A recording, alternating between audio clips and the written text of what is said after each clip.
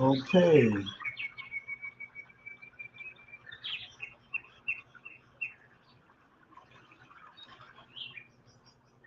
Hello, I am Alphonso McGriff III, and this is Alphonso Speaks, and I like to use this platform to give people information about the conscious conversation experience. I um I am so tired of watching us arguing and fighting and hurting each other, and I can't control other people. So what I made a decision to do was write a book about how we can be better with how we verbally interact with each other and share the information. This is the book, The Roots of a Tree, The Genesis of a Conscious Conversation.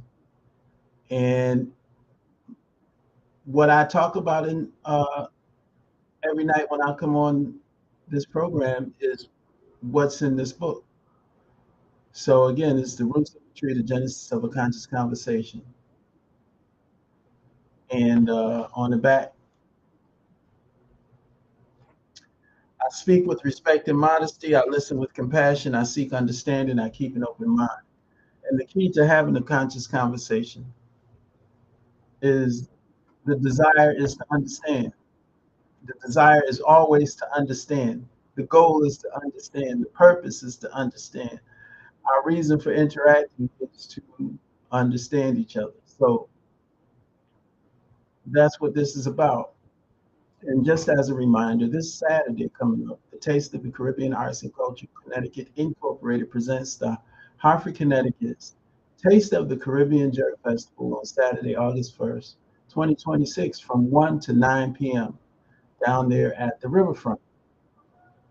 So from 1 to 9 p.m. is free. It's going to be vendors. It's going to be food.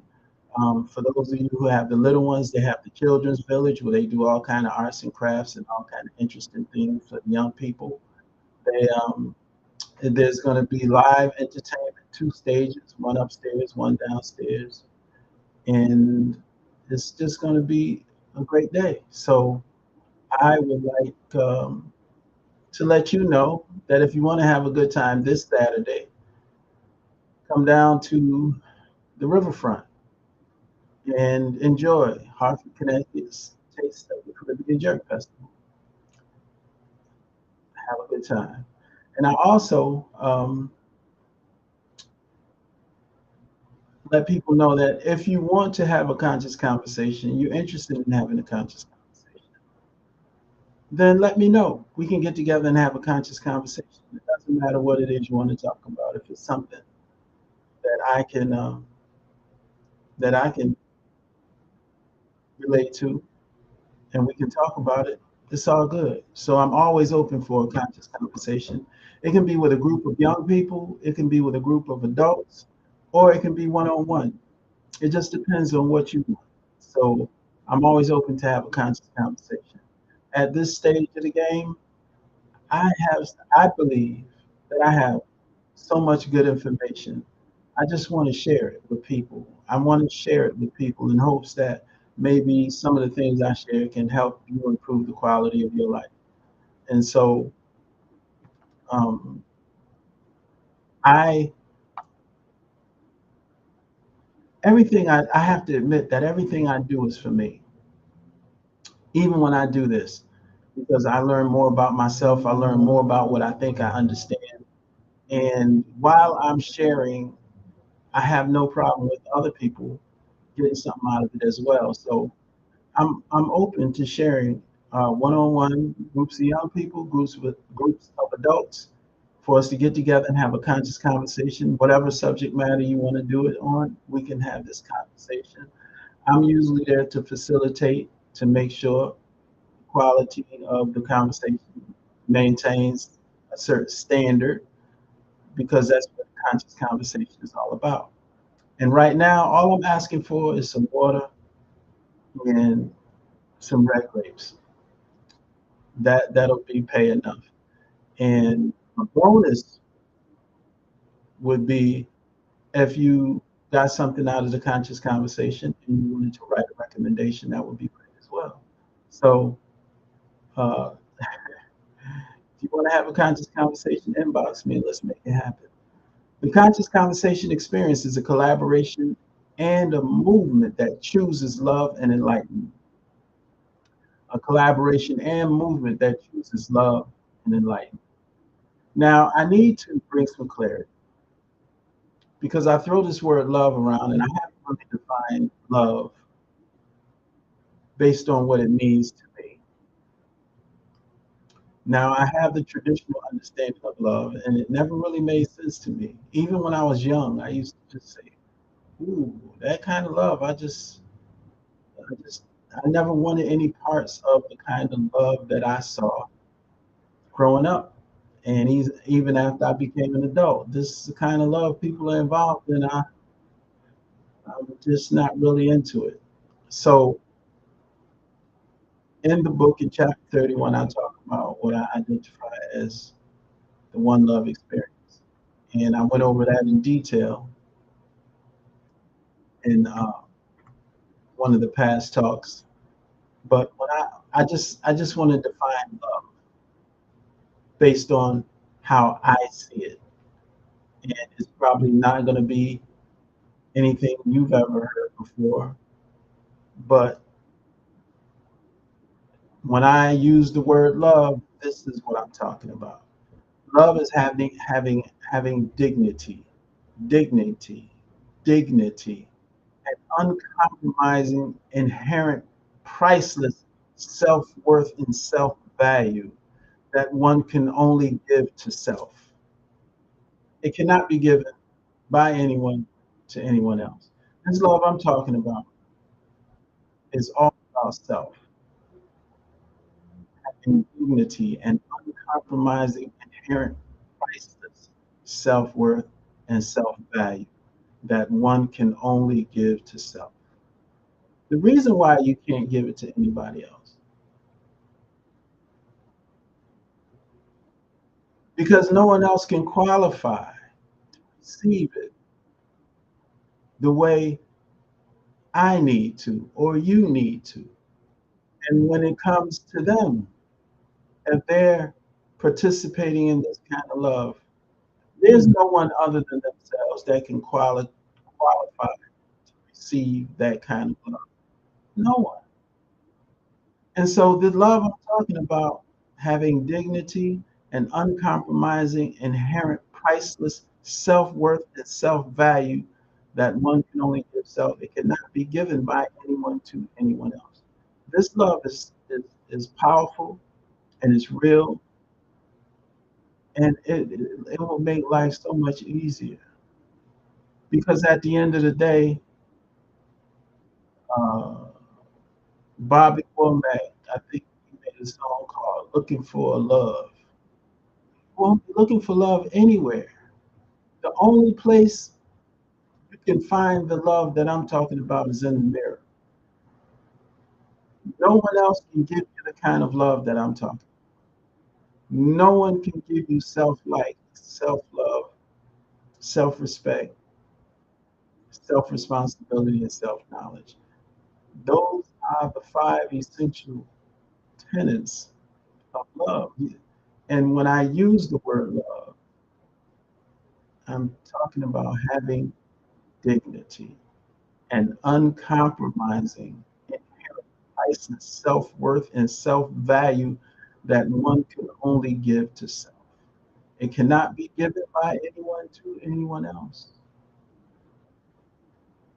When I speak of love, that's what I'm talking about.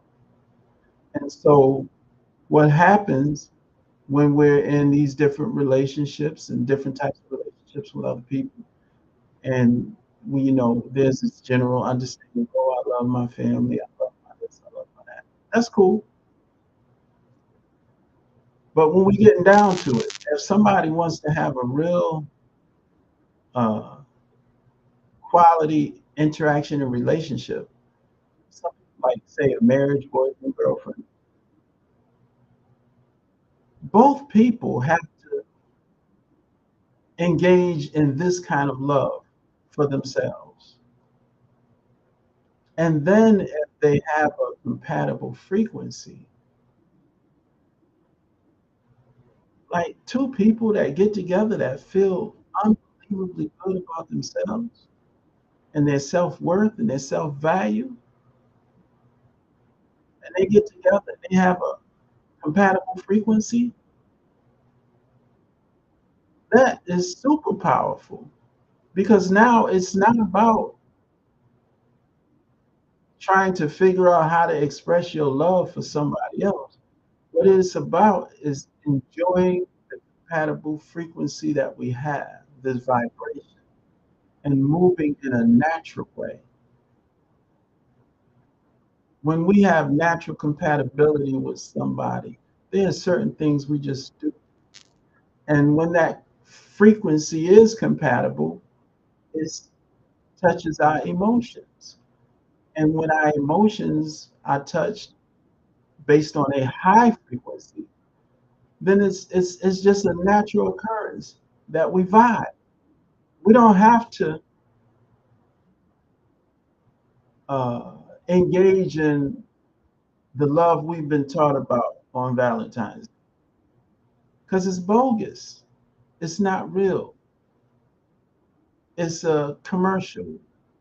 It's a marketing campaign. True love can only be given to self from self, according to me. That's not necessarily the truth, but according to me. Again, love having dignity and uncompromising, inherent, priceless self worth and self value that one can only give to self. And the reason why you can only give it to yourself is because it's not possible to feel the same way about anybody else.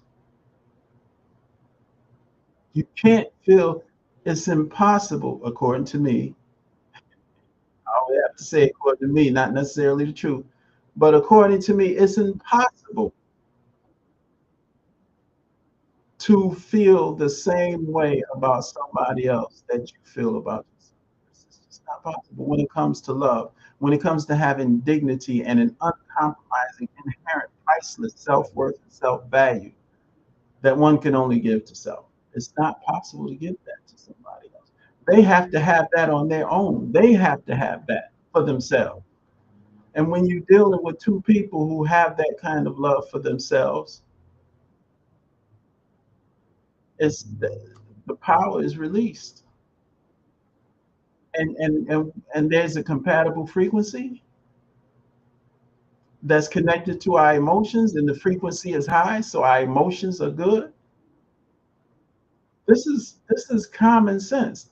When the frequency is low, our emotions are not good. When the frequency is high, our emotions are good. When the frequency is compatible and high,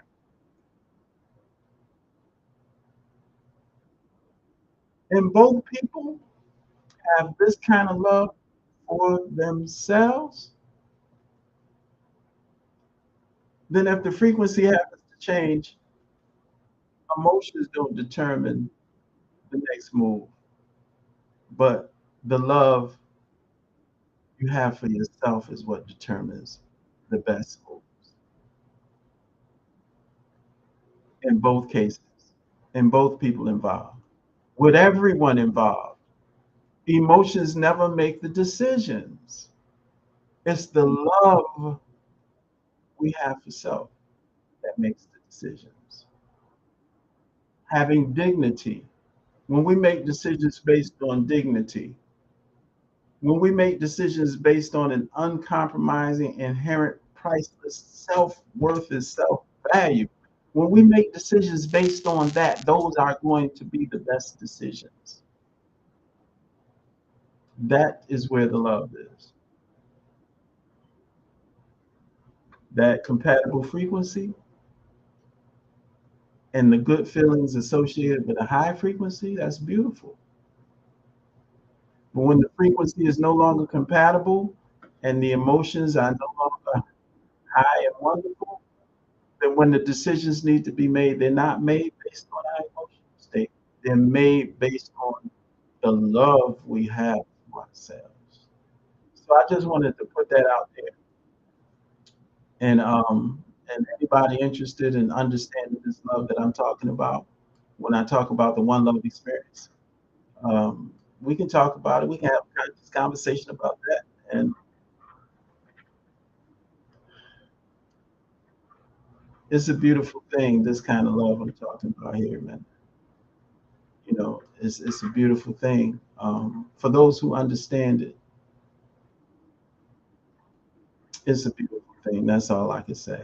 So tonight, again, the conscious conversation experience is a collaboration and movement that chooses love and enlightenment. A collaboration and movement that chooses love as defined by me, not Valentine's Day, not Hallmark. The love that I'm defining is the love that I'm talking about. Resolution, the successful solving of a problem. When we engage in these conversations, if there's a challenge or a problem, the goal is resolution. If we're not moving towards resolution, what's the purpose of the conversation? Especially if there is something that needs to be solved. I'm here to help myself and people around the world transform conflict into conscious conversation that leads to understanding, resolution, and enlightenment. That's what I want to do. What is a conscious conversation? A conscious conversation is a verbal interaction where we speak with the desire to understand. We ask questions and we share information. We take responsibility for our thoughts, words, and actions and control our prejudices and emotions, which, if left unchecked, will disrupt the goal of having conscious conversation. The strength of a conscious conversation is its ability to inspire rather than manipulate. Ultimately, the conscious conversation experience is a pathway to understanding, resolution, and enlightenment. And I've learned that developing myself can lead to unnecessary challenges with insecure people who are intimidated by those who have a sense of self. That is not our problem, but it is part of the reality of personal growth. Insecure people just naturally have a problem. So that's something we have to deal with. Now, tonight's thought that I'm willing to have a conscious conversation about, and the title of tonight's thought is I don't vote. I've never voted. And for many people, that's blasphemous. How can you not vote? How can you openly say you never voted? That's just horrible for many people. And I say that with a major degree of comfort because I understand why I don't. Now, many people say, well, your ancestors, our ancestors died. Many of our ancestors died so that we can have the right to vote. And I usually respond to that statement by saying, our ancestors did not die so that we can have the right to vote. Our ancestors died seeking freedom. And voting was supposed to be a tool that could be used in helping us acquire this freedom. So voting was a tool. Our ancestors died for freedom, not voting. Our ancestors died for freedom, not voting. Now, many Black people will be disgusted with the fact that I say I don't vote. And the reason why I don't is because absolutely have zero confidence or faith in politics and how it works. On the national level, the president is not put into office to serve the people.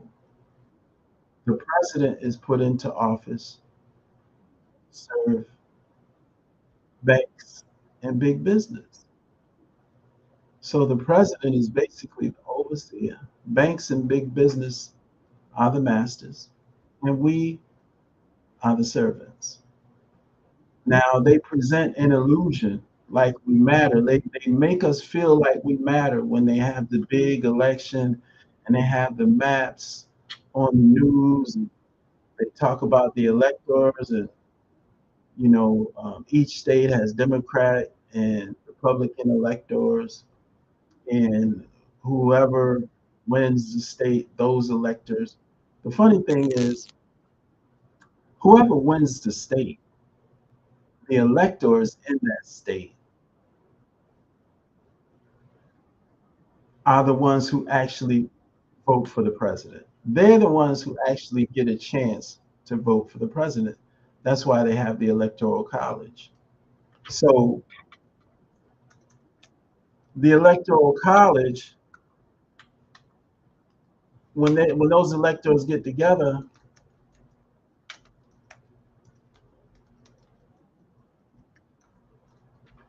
when those electors get together, it's a total of 538 electors that are spread out throughout the United States. And each state has the same amount of Democratic electors and the same amount of Republican electors. So, for instance, in the state of Connecticut,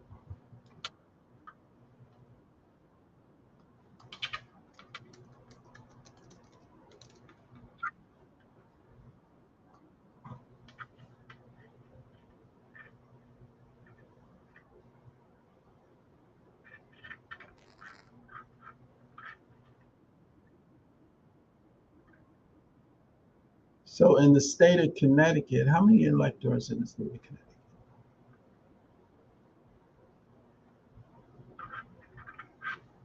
No.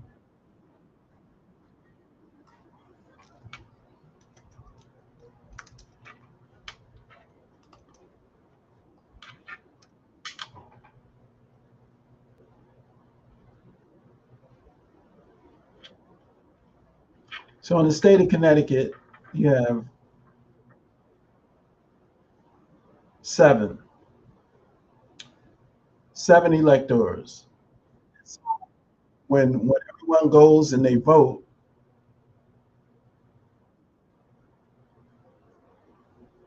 those seven electors are going to be represented by Democrats.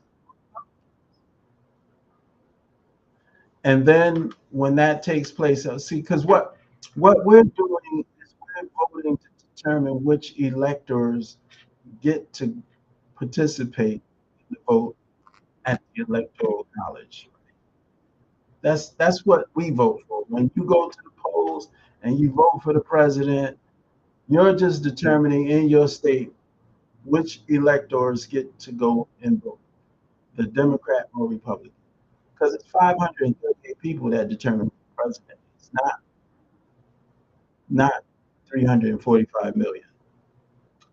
538 people determine who the president is. Of that 538 people, seven are here in Connecticut.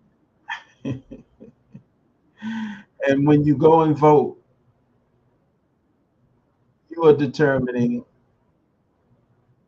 which seven goes. Is it going to be seven Democratic electors or seven Republican electors?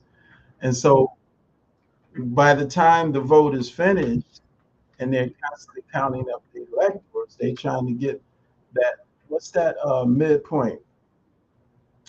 When they get to that midpoint and they find out 538,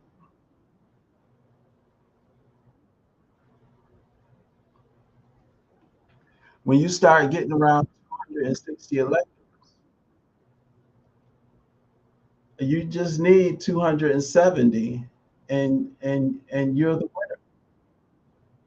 So the first person to 270 electors, that's going to be the president. Is going to be the president is going to be represented by Democrats and Republicans. If the Democrats get to 270 electors first, then they're going to be the president. If the Republicans get to 270 electors first, then it'll be Republican. That's how it works.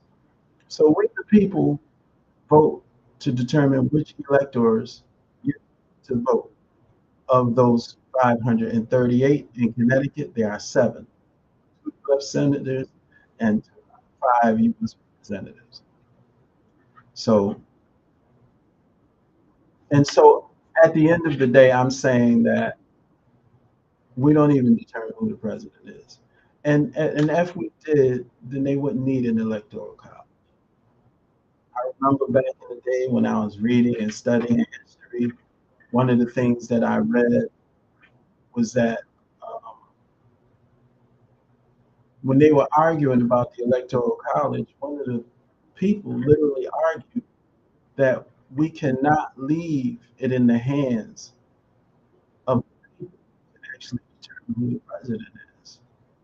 So you can have all of this stuff going on with the maps and all of that kind of stuff, and don't take my word for it, but look it up. Even if Connecticut voted Democrat and those seven electors become seven Democratic representatives, when they go to confirm their position out of the 538, they can change their mind. Even though the people put them in as Democratic electors, they can change their mind and become Republican electors. That's why the electoral college. So again, one of the reasons why I don't vote on the national level is because these people are not operating in my best interest. And they say, well, if you don't vote, you can't. Well, in my entire life, I've watched people vote. And even if I had a complaint, there were enough people who voted that's making my complaint that I don't need to complain. They said, well, if you don't vote, then that means you're casting a vote for the other group. Well, how can I cast a vote for the other group if I don't represent either group?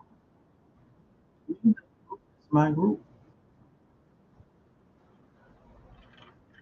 When Obama, during the housing crash, and Obama got all of them trillions of dollars, who did he give the money to? Who did he give the money to? Did he give the money to the people, or did he give the money to the banks and corporations? Don't take my word for it. Look it up yourself. He gave the money to the banks and the corporations, and he asked the banks to work with the people.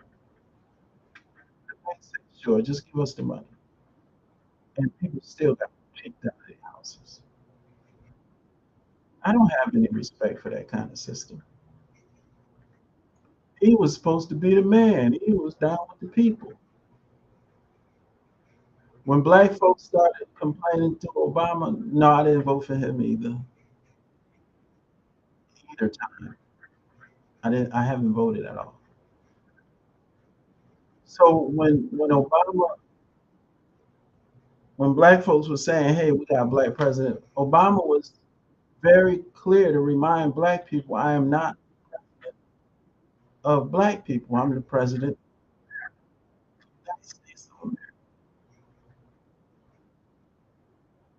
Well, I'm not sure exactly what he did specifically for black people. I know he did some things for people that black people could also benefit. But I know he did some things specifically for Asian people. And he did some things specifically for the Latino community. And he even lit up the White House in the LGBTQ colors. So he didn't have any problems helping specific groups. When it came to helping specific black people, he named that was for everybody, that Black people could also benefit from. So more power to them, man. I mean, everybody got to do their thing. Like the late great Isaac Hayes once said, "Whatever you do, you do your thing." So I'm always clear about that.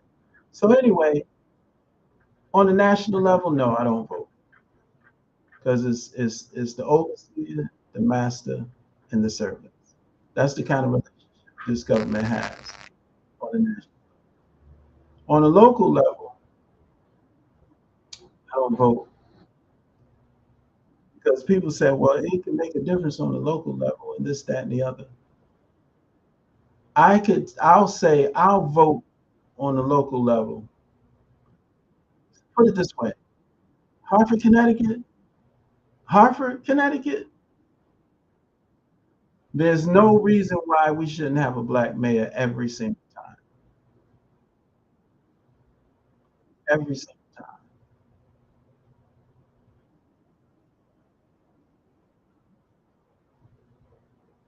Every single time. But there are clearly reasons why we don't. Because those of us who are significant in this community are all divided up by our loyalty.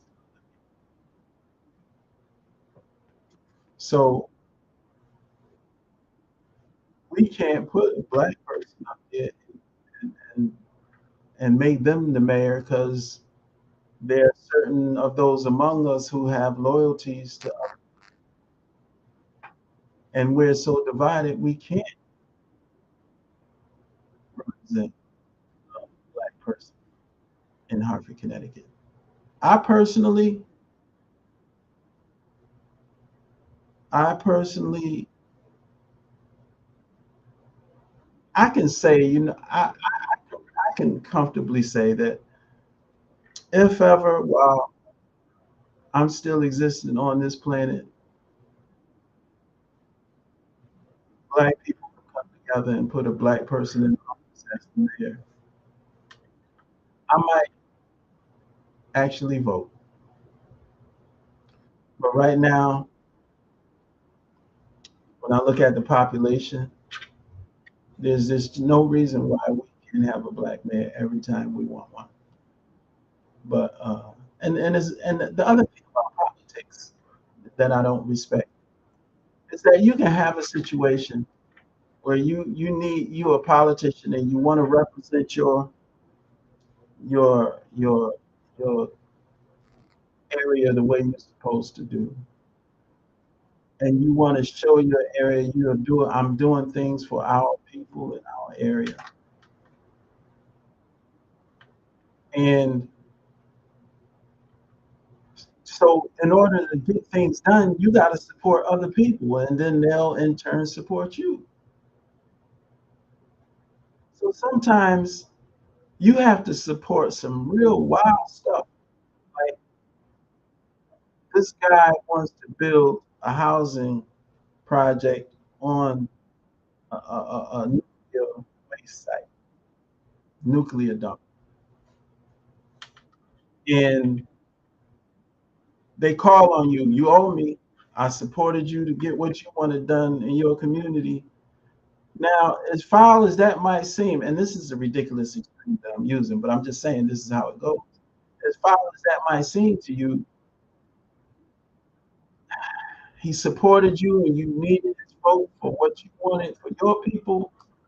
You got to go ahead and vote for him and support him to build that housing project on a nuclear waste site. I'm not saying that that happens. I'm saying that that's how politics works. You have to compromise your self-respect in order to get things done, especially if the person who you owe, who supported you, is doing something that's totally against what you are about as a person. So, yes, I have some challenges with the with politics, and those are some of the reasons why I don't participate in the voting process. I know one time I was in Atlanta after Obama was in on the first time, and I messed up in front of a whole bunch of black college students and said I didn't vote for Obama. And you know how people eyes be open and they start walking towards you real slow, almost like everybody's gonna grab you by the neck at the same time. Yeah, I was in danger, and I literally had to get saved out of that situation. And I understand people are emotional and that kind of stuff, but no, I don't vote. But this might sound contradictory, but I do support Kyle Anderson. Kyle Anderson is a good guy, and he's out here involved in politics. And just because I know him personally, he's a good guy. I support him. I don't. I don't necessarily. I won't. I won't be voting because I don't participate in the process. But for those who do, I think he's a good guy.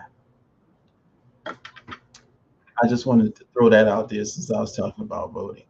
Also, in what ways do I make decisions that hurt me? That's a question I ask every time I'm on. And so I'll ask this question. Do I sacrifice my personal growth, learning opportunities, and building productive relationships because I'm more interested in being right? Do I sacrifice my personal growth, learning opportunities, and building productive relationships because I'm more interested in being right? So we're arguing, and I just want to be I want to be right. Period. You wrong. I want to be. I don't care about what I can learn from you. I don't care about building a productive relationship. I don't care if I'm sacrificing my own personal growth. I just want to be right, and you wrong. Is that is are we doing that? That is what I call making decisions that hurt me when I move in that way. When we talk about a conscious conversation, without the desire to understand, there can be no conscious conversation. So instead of being right, we focus on being understood and trying to understand people. So if we out here sacrificing our personal growth, learning opportunities, and opportunities to build productive relationships because we want to be right, make sure you wrong, and that is a decision. If I was doing that, that would be a decision that hurts me. And making decisions that hurt me, making decisions that hurt me keeps my life miserable, and it's not sexy. I be trying to be sexy. That helps me stay on the right path because I be out in these. I be trying to be sexy. Now, if I'm doing unsexy things, then that's not gonna work out. And sacrificing the opportunity to learn from people and have productive relationships and personal because I want to be right. That's not sexy, and um, those are the kind of decisions that hurt me. So I'll just remind you that this Saturday, the Taste of the Caribbean Arts and Culture Connecticut Inc. presents the Hartford, Connecticut's Taste of the Caribbean Jerk Festival, Saturday, August 1st, 2026, down at the riverfront. It's going to be live music, two stages. It's going to be children's village for the little ones, all kind of things for them to do, arts and crafts, and all kind of other things. There's going to be vendors. It's going to be, of course, all kind of food and other vendors. And so try to make it down there if you will. And again, like I said earlier, if you want to have a conscious conversation, I'm here to make it happen. I believe I have so much good information. I just want to get out here and start sharing it. And, if you like to have a one-on-one conscious conversation, that's cool. We can do that. If you want to do it with groups, a group of young people, that's fine. If you want to do it with a group of mature people, that's fine. I'm open to have a conscious conversation. Just invite inbox me. Let me know it's something you want to do. All I ask for is some red grapes. They could be seedless or with seeds, um, and some water, and we can have red grapes and water. Boom. And if it's really a bonus and you like it, then a written recommendation would top it off. So I'm not asking you to open your pocket, take out all that kind of stuff. I do a workshop. When I do a workshop, the fee is start between 2,500 and 3,000 doing these conscious conversation workshops. But right now,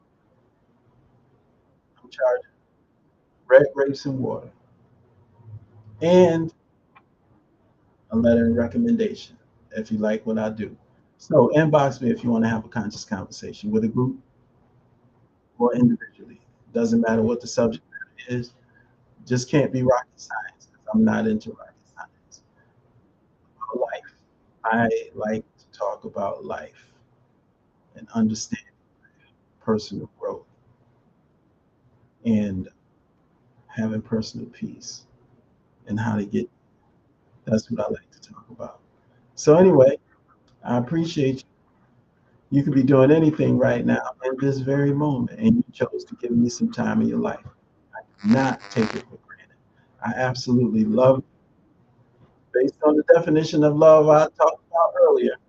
And if you didn't get it, then watch the tape back because that's the first thing I talk about. I establish what I mean by love.